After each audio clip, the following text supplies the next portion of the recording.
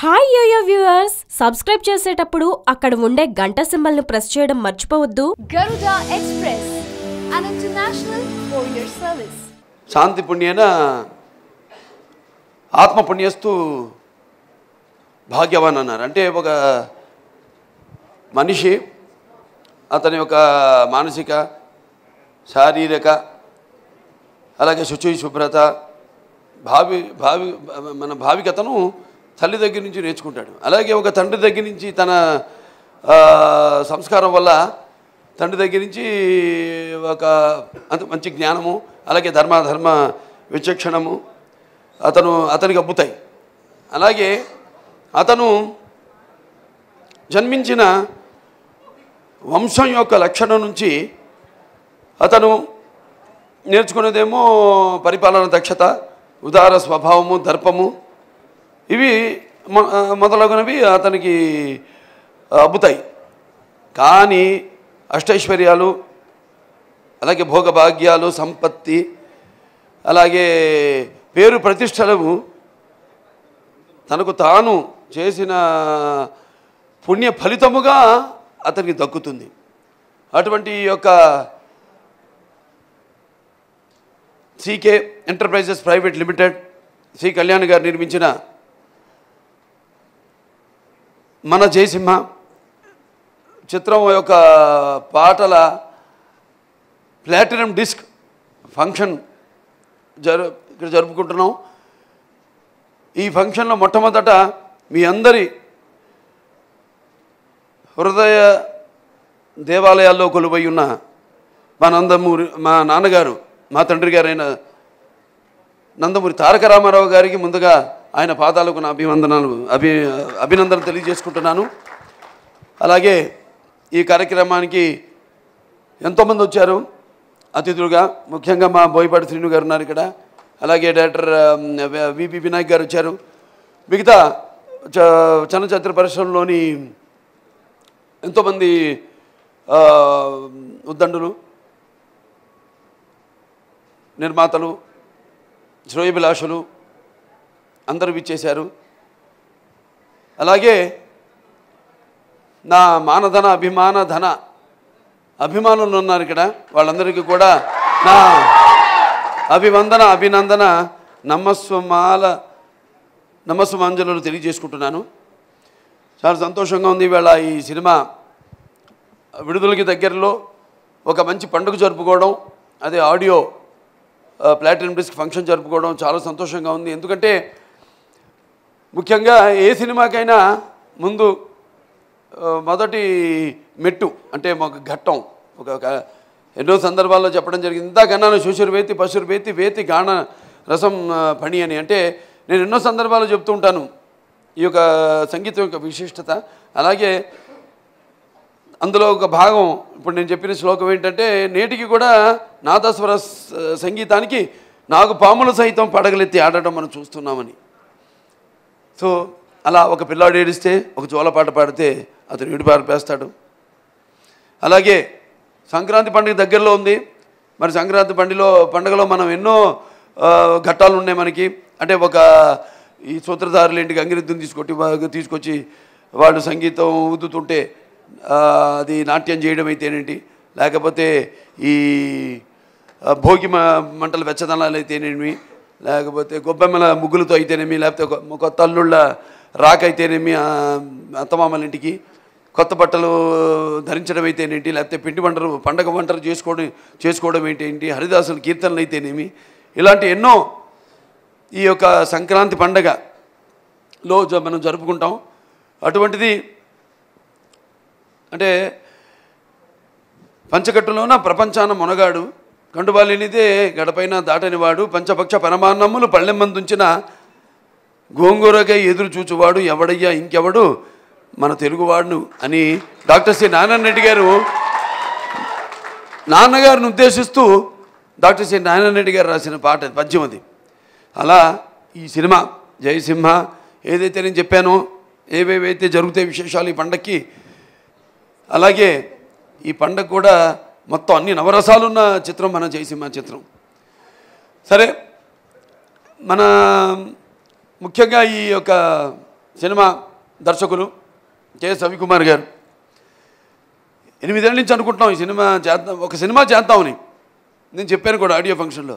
అది ఈ రోజుకి ఆ కళ నెరవేరినందుకు, ఈ టైటిల్తో కళ నెరవేరినందుకు అది నా పూర్వజన్మ సుకృతంగా భావిస్తున్నాను. ఎందుకంటే జయసింహ అనేది మామూలు టైటిల్ కాదు. అది నాన్నగారు ఆయన మొట్టమొదట నిర్మాతగా, అంటే 3వ సినిమా 2 అపజయాల తర్వాత జయసింహ అని పేరు పెట్టి సినిమా తీయడం జరిగింది. అది ఎంతో అఖండ విజయం సాధించింది.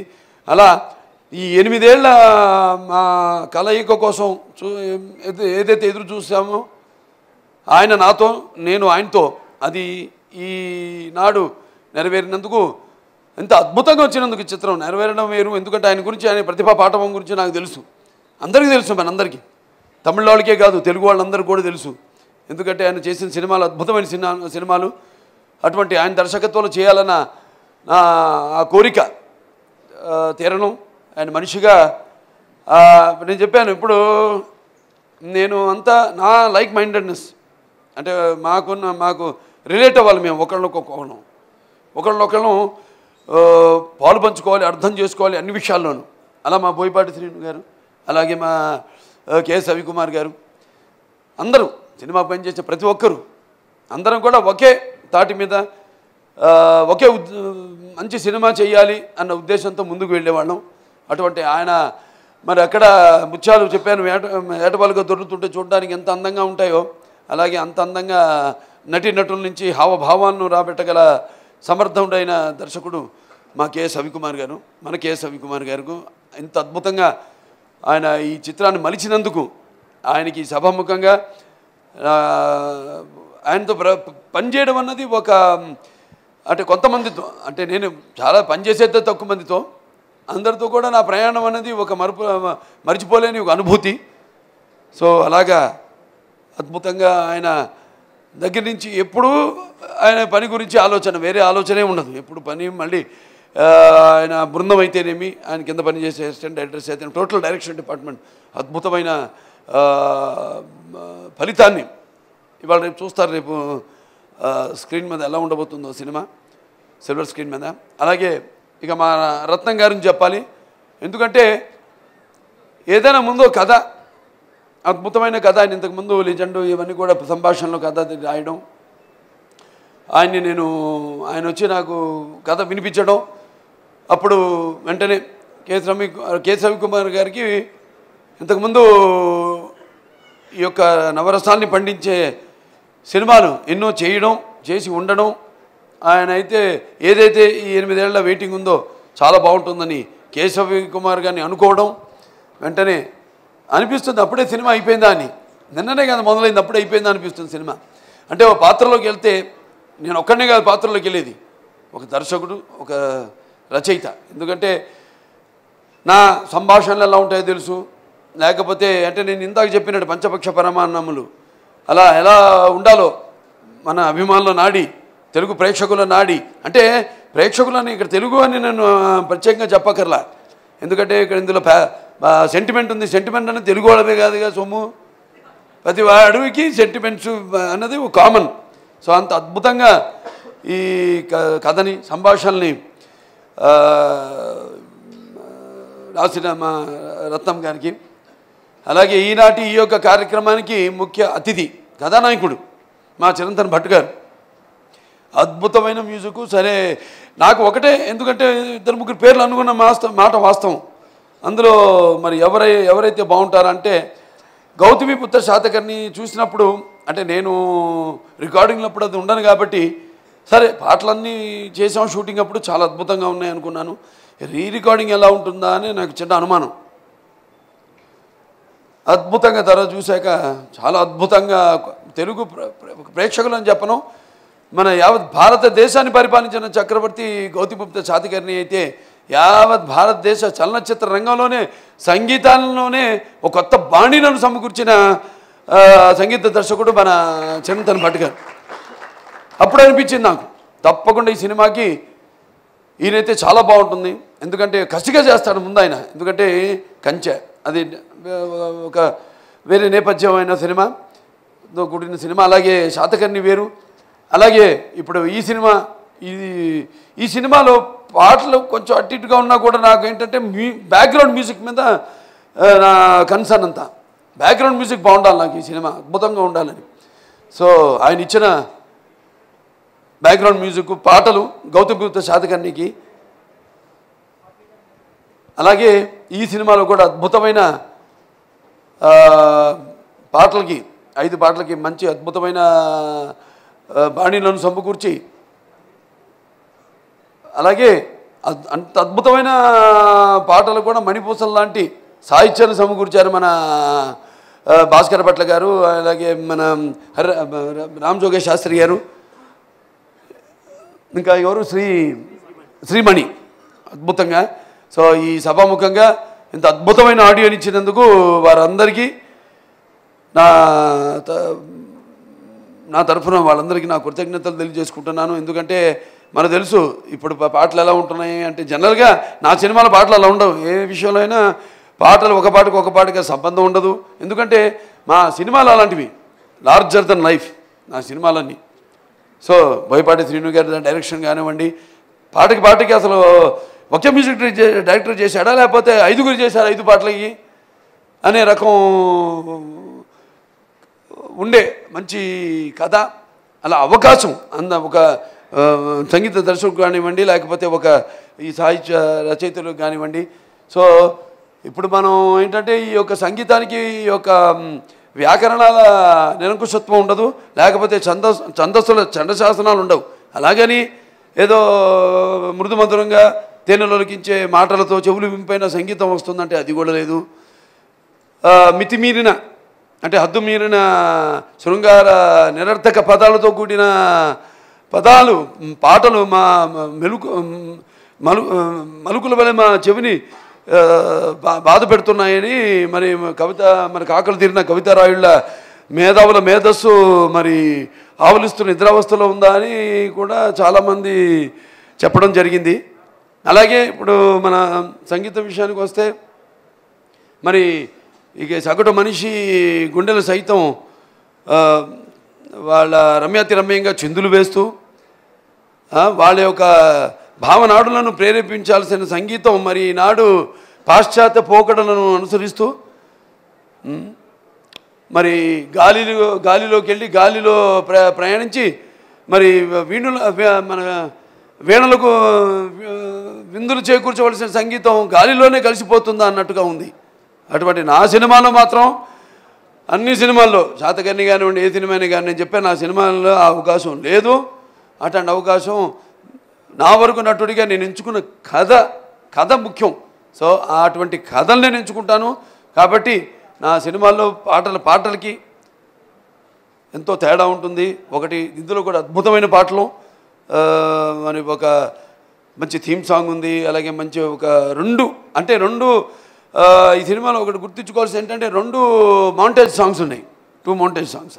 ఎవరు ఏ స్టార్ హీరోతో మాస్ హీరోతో ఎవరు 2 మౌంటేజ్ సాంగ్స్ పెట్టరు, ఎవరు సాహసించరంతా. మన సాహసానికి మారు పేరు నందమూరి తారక రామారావు గారు. ఆయన ఏది చేసినా ఆయన అనుకున్నది చేసేవారు, అందించేవారు, అలాగే ఆదరించేవారు ప్రేక్షక మహాశైలు అంతా కూడా. అలాగే ఈ సినిమాలో కూడా దేంట్లోనూ, ఎందుకంటే ఒక రకరకాల సినిమాలు చేస్తున్నాను. ఒక ఫ్యాక్షన్ బ్యాక్డ్రాప్తో ఒక ఆదిత్య నిర్మాత కృష్ణప్రసాద్ గారు ఉన్నారు కదా ఆయన, అలాగే ఒక భైరవ దీపం అయితేనేమి, లేకపోతే ఒక మంగమ్మ గారి మనవడు అయితేనేమి,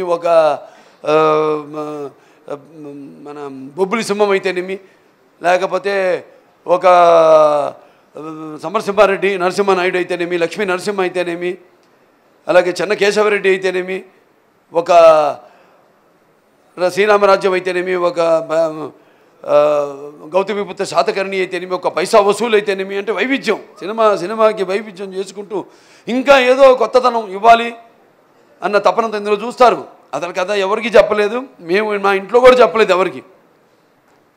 ట్విస్ట్ కథలో ఇప్పటి వరకు ఏ సినిమాలో కూడా రాని ట్విస్ట్ ఈ సినిమాలో ఎంతో అద్భుతంగా చేసేప్పుడు కూడా అందరూ ఎంతో అద్భుతంగా చేయడం జరిగింది. అటు నయనతార గారు అయితేనేమి, ఇటు నటాషా అయితేనేమి, లేకపోతే అటు హరిప్రియ అయితేనేమి అందరూ కూడా అద్భుతంగా వాళ్ళ పాత్రలు. జయప్రకాష్ రెడ్డి గారు ఉన్నారు ఇక్కడ.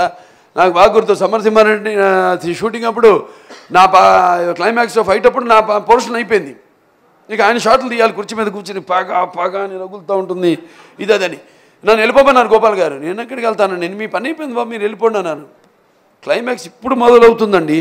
నేను చేసిన ఫైటింగ్లు లేకపోతే అది కాదు, ఇప్పుడు మొదలవుతుంది క్లైమాక్స్. నేను ఇక్కడే ఉంటాను. అది ఆయన మొత్తం దగ్గరుండి ఆయన ఏం చేస్తున్నారు చూసి అప్పుడు ఆయన పని పూర్తయ్యాక నేను బయలుదేరాను అక్కడి నుంచి. అంటే సినిమా ఆ సన్నివేశం పండకపోతే ఆ చిత్రం ఆడదు. ఎంత మేము చేసినా, ఎన్ని డాన్సులు చేసినా, ఎన్ని ఫైట్లు చేసినా, ఏమి ఏదో అరిచినా, కేకలు పెట్టినా, లేకపోతే నవ్వినా ప్రేక్షకులు తృప్తి పడడానికి. అలాగే బ్రహ్మంగారి చరిత్ర షూటింగ్ అప్పుడు నాన్నగారు క్లైమాక్స్ సీను సమాధి మీద తల కొట్టుకోవడం ఉంటుంది. నేను జీవ సమాధిలోకి వెళ్ళాక నన్ను పిలిచారు. అప్పుడే స్కూల్కి వెళ్తున్న పెద్ద ఇంత కాన్సన్ట్రేషన్ లేదు నాకు, చదువు ఒక పక్క నటన. పిలిచారు, ఈ సినిమా నువ్వు బాగా పండించాలరా, ఈ సన్నివేశం నువ్వు పండిస్తేనే సినిమా హిట్ అన్నారు. నాకు అర్థం కాలే. నన్ను అంటారేంటినా సినిమా ఈ సన్నివేశం పండించకపోతే సినిమా అంతా ఎన్టీ రామారావు గారు ఉన్నారు కదా, ఆఫ్టర్ ఇది ఒక సీను ఇది అనుకున్నా. అంటే చెప్పేది ఏంటంటే దానికి దీనికి రిలేట్ చేస్తున్నాను సినిమాకి. సో అంత ఒక సన్నివేశానికి అంత ప్రాధాన్యత ఉంటుంది, ఒక పాటకి అంత ప్రాధాన్యత ఉంటుంది. నోరు తెరిచి బాలకృష్ణ డైలాగులు చెప్తాడని కాదు, అక్కడికి సందర్భానుచితంగా అద్భుతంగా ఈ కథ, ఈ సినిమా చాలా అద్భుతంగా వచ్చింది. అలాగే మా డాన్స్ మాస్టర్ గారు ఉన్నారు ఇక్కడ, జానీ గారు. ఆయన అసలు ఆయన ఎక్స్పెక్ట్ చేయలేదు. నేను అసలు నాకు నచ్చేది ఒకటంటే ముఖస్థుతి. ఏదో రామారావు అబ్బాయి, ఏదో బాలకృష్ణ, ఇతను అలా ఆయన. ఎందుకంటే నేను ఎప్పుడు కుర్రాడిని, మనకు వయసుతో పని లేదు. మేము అలా కలిసిపోయాం కూడా అక్కడికి వచ్చి. అంత ఫ్రీగా ఉండబట్టే చేయగలిగాను.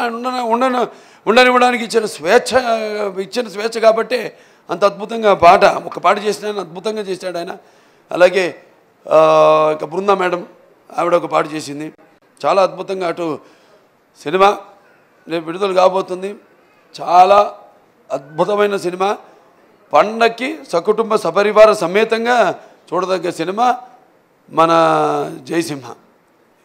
ఇక సినిమాలో ఒక రకరకాల పాత్రలు, ఒక్కొక్కరు మరి ఒకటి చెప్తేనేమో మొత్తం కథ తెలిసిపోతుంది అందరికి. ఏది నేను చెప్పదలుచుకోలేదు. ఇది మొత్తం అందరు ఉన్నారు ఇక్కడ, అందరూ నటీనటుల సహచర నటీనటులు అంతా కూడా. రాంప్రసాద్, ఆయన గురించి మొత్తం చెప్పాలి. ఎందుకంటే ఆయన విఎస్ఆర్ స్వామి గారు శిష్యుడు. ఆయన అప్పటి నుంచి నాకు తెలుసు. రౌడీ ఇన్స్పెక్టర్లు ఇవన్నీ చేసాం, లారీ డ్రైవర్లు, రౌడీ ఇన్స్పెక్టర్లు, అప్పటి నుంచి మా సహచర్యం. స్వామి గారి సినిమా ఎవరైనా చూడగానే చెప్పేస్తారు, ఎదురా ఇది స్వామి గారు రా కెమెరామెన్ అని. అంతంగా మలిచేవాడు ఆయన. అండ్ అంత ఫాస్ట్గా కూర్చోబెట్టేవాడు కాదు ఆయన. అది నాకు ఇష్టం. నా మధ్యలో షార్ట్ మధ్యలో కూర్చోబెడితే ఆ ఎమోషన్ నుంచి మనం మళ్ళీ చల్లారిపోతుంది, మన ఎమోషన్స్ చల్లారిపోతాయని ఒక భయం. అందుకు ఎప్పుడు కూర్చోబెట్టేవారు కాదు ఆయన. అలాగే మన కెమెరామెన్ ప్రసాద్ గారు కూడా అద్భుతంగా లెజెండ్. ఇప్పుడు మళ్ళీ ఎందుకంటే నేను ఇప్పుడు మామూలు డైరెక్టర్ని వెంక చూస్తాం, షార్ట్ అయ్యాక లేకపోతే మానిటర్లో చూస్తాం వెళ్ళి. నేను మాత్రం ఆయన ఇంకా చూస్తాను ఎప్పుడు. ఆయన గురుగారు తగ్గించుకోవడం అలవాటు. షార్ట్ అవగానే ఆయన ఇంకా. స్వామి గారు కూడా అంతే, ఆయన ఇంకా చూసేవాడు. ఆయన ఏం మాట్లాడు కదబ్బో అని పొగడేయడాలి. నేను చెప్పాను, పొగడతలకి ఎప్పుడు దూరంగా ఉంటాను. ఆయన జస్ట్ ఆయన పక్కన చూస్తుంటాడు. ఓకే బ్రహ్మాండం అనుకునేవాడు. బాలేప్తమంతా టోపీ తీసి కోక్కునేవాడు తల. ఆయన వన్ మోర్ అనేవాడు కాదు ఆయన, అంటే అర్థమైపోయేది. సో అలా మా ప్రసాద్ కూడా నేనే ఫాస్ట్ అనుకుంటా. ఇక ఈయనున్నారు హింసించేసి ఆయన్ని. షార్ట్ అవ్వగానే నెక్స్ట్ షాట్ రెడీయా, టేక్ అనేవాడు. ఈయన అర్థమైంది కదా, టేక్ ఏంటి, నెక్స్ట్ షాట్ అన్నారు. మరి ఏంటో షాట్ చెప్పాలి, నేను కెమెరా పెట్టాలి, లైటింగ్ చేసుకోవాలి. ఈయన ఒక మూర్ఖుడు, ఈయన చండశాసనుడు. ఆయన చండశాసనుడు. సో అందరికీ డైలాగ్ పెట్టాం ఇందులో, చూశారుగా. అదే అందరిని ఎదిరించడంలో మాత్రం మూర్ఖుండని లాస్ట్లో అక్కడ పోలీస్ ఆఫీసర్ ముందు డైలాగ్. అవసరమైతే ప్రాణాలు ఇస్తా, లేకపోతే నాంత మూర్ఖుడిని ప్రాణాలు తీస్తానని. ఇది అందరం అలాంటి వాళ్ళ రామలక్ష్మణ్ ఉన్నాను ఇక్కడ. వాళ్ళ అద్భుతం. ఇక వాళ్ళ పండగ కాబట్టి వాళ్ళ ఆశకురు కూడా చెప్పాలి. ఆ పిల్లోడు నాడు కుర్రాడు నాదంతకే. ఆయన మనం ఏం చెప్తాం, ప్రతి సినిమా కలిసి చేస్తాం. సో ఎంత చెప్పినా అంత ఇదిగో ఈ బాబు నాడు అబ్బా బాబు ఏడిపించేశాడండి. ఎవరిని? నన్ను. రే ఈయన ఎత్తుకుంటే చాలు నన్ను చూస్తే ఇప్పుడు బాగానే ఉన్నావు కదరా, షూటింగ్ అప్పుడు ఏంటి మాయ రోగం ఇప్పుడు నల్లా ఇருக்கு அங்கே ஷூட்டிங் அப்போ பார்த்த உடனே அழுன்ட்டு ఏంట్రా ఏడు నన్ను ఒక్క అంటే ఈ నన్ను చూస్తే ఏడిచేవాడు ఇప్పుడు లొకేషన్లో. అంటే నాకేంటో అది మన సమరసింహారెడ్డి నుంచి కూడా మన నరసింహనాయుడు నుంచి కూడా ఫస్ట్ షాటే పిల్లలతో రక్తంతో దాంతో పెడతారు. ఏ పిల్లలను చూసి ఇది భయపడతాడు. ఆ ఫైటర్స్ ఆ టైగర్ను ఆడెళ్ళాడు పడను అద్దం పగలను నేను ఆ టైగర్ను గాలిలో ఈనెత్తుకుని గాలిలో ఎవరికైనా భయం వేస్తుంది పిల్లలకి. నరసింహనాయుడు నుంచి అప్పుడుదా బాగుంటారు. నన్ను చూడగా మొదలు పెడతాడు. నేను విలన్ అయినట్టు సినిమాలో హీరోని నేను. వీడు ఓపిక పెట్టిన కష్టానికి నన్ను నీకు కూడా పెట్టిన కష్టానికి చాలా అద్భుతంగా వచ్చే సినిమా అందరూ చూడండి. చూసి బ్రహ్మాండంగా మీరంతా అంటే వినోదం సినిమా అన్నది ఒకటేమో ఎన్నో శాఖలు పనిచేస్తున్న ఒక ఫీల్డ్ సినిమా అన్నది. అలాగే మనిషిలో నేను ఎప్పుడూ ఒక సినిమాలో చెప్పాను నరసింహనాయుడులో కళ్ళు మూసుకుంటే కన్నీది కళ, కళ్ళతో అభినయించేది కళ అని. అంటే అలాగే కళ దేనికోసమో అది నా ప్రతి సినిమాలో ఉంటుంది, దాని యొక్క అర్థం పరమార్థం. సో అందరూ వినోదంతో పాటు విజ్ఞానాన్ని కూడా పెంపొందించుకోవాలని కళ్యాణి గారు మంచి మాట చెప్పారు. ప్రేమని అందరికీ పంచిపెట్టమన్నది ఈ సినిమాలో మెయిన్ అండర్ కరెంట్, కథకి మూలం. కాబట్టి అందరూ కూడా కలిసిమెలిసి ఉండండి, హ్యాపీగా సినిమా చూడండి. చూసి ఏదైతే ఉద్దేశంతో ఈ సినిమాని మేము చేశామో దానికి ప్రతిఫలం మీరు అందుకోండి. అందరూ కూడా బాగుండాలని మనస్ఫూర్తిగా కోరుకుంటూ నేను సెలవు తీసుకుంటున్నాను.